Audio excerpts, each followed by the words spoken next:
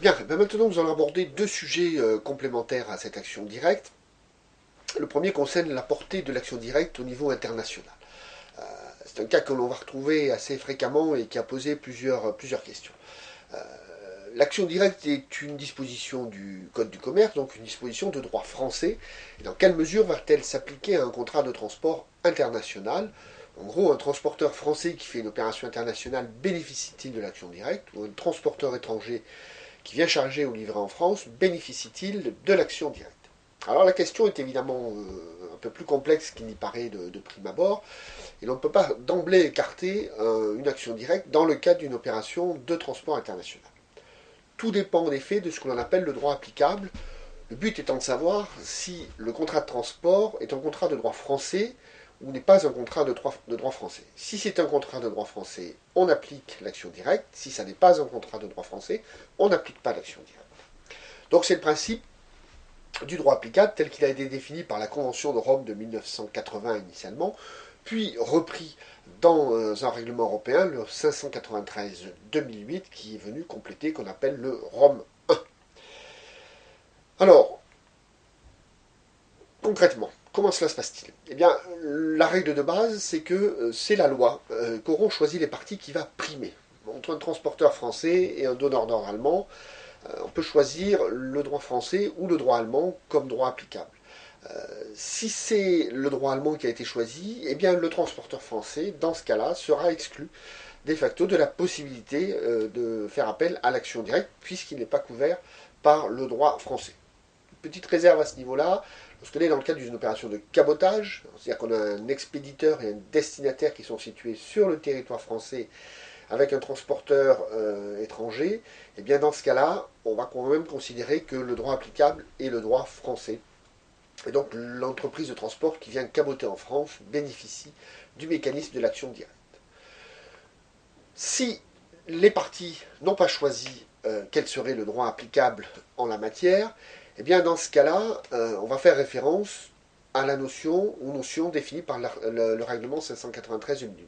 Ce règlement, il dit quoi? Il dit premièrement, c'est le lieu de résidence habituel du transporteur qui prime, et on va y rajouter deux conditions, à condition que le lieu de chargement ou de déchargement ait lieu en France, et à condition que l'expéditeur ait sa résidence habituelle en France. Si ces deux conditions ne sont pas requises, dans ce cas-là, on va choisir le pays du lieu de destination de la marchandise. Alors on va illustrer ça par un exemple concret. Prenons le cas d'un transporteur luxembourgeois.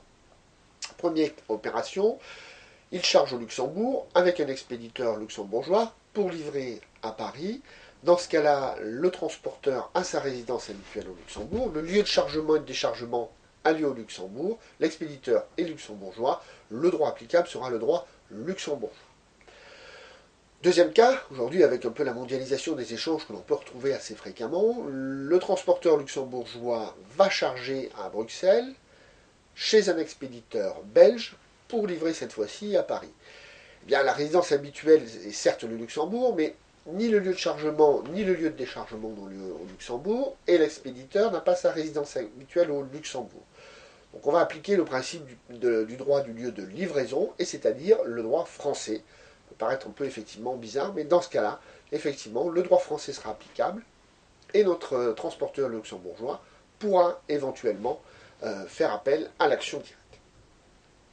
Deuxième problème également que l'on a vu apparaître au fil du temps, la possibilité éventuellement de contourner le principe de l'action directe. Donc beaucoup de donneurs d'ordre dans leur cahier des charges, dans leur contrat cadre, ont stipulé souvent l'interdiction de sous-traitance. Alors non pas vis-à-vis du commissionnaire, puisque le commissionnaire a le droit de sous-traiter, mais lorsqu'on a affaire à un transporteur principal, on va éventuellement lui interdire de sous-traiter, ou lorsqu'on a affaire à un commissionnaire, on va l'autoriser à sous-traiter, mais pas de sous-traitance en cascade, c'est-à-dire pas de sous-traitance derrière.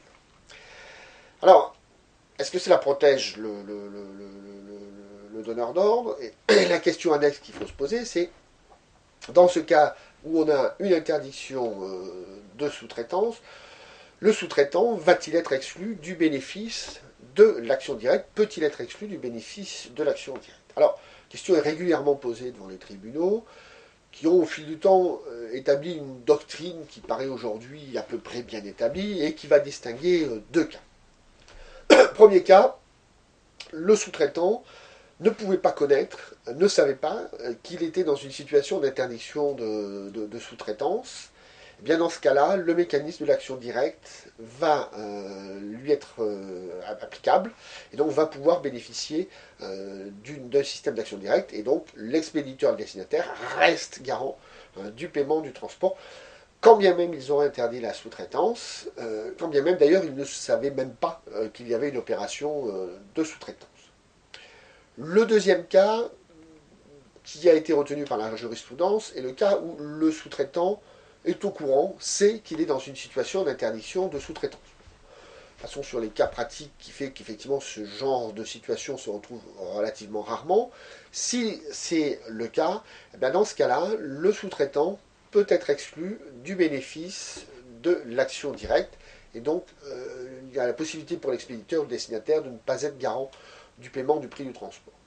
Il n'en reste pas moins que l'action directe est une disposition d'ordre public, que donc nul ne peut y déroger, et que les formules que l'on va retrouver dans les cahiers des charges sont des formules qui souvent sont des formules nulles, dans la mesure où on ne peut pas exclure un sous-traitant du principe de l'action directe. Voilà ce contour global que l'on pouvait faire rapidement sur l'action directe. Donc je vous incite à aller sur le site www.meron.eu pour retrouver tous les documents, cette présentation en ligne. Vous trouverez également au niveau de notre site un QCM, un petit exercice relatif à l'action directe. Merci de votre attention et à bientôt pour une prochaine leçon.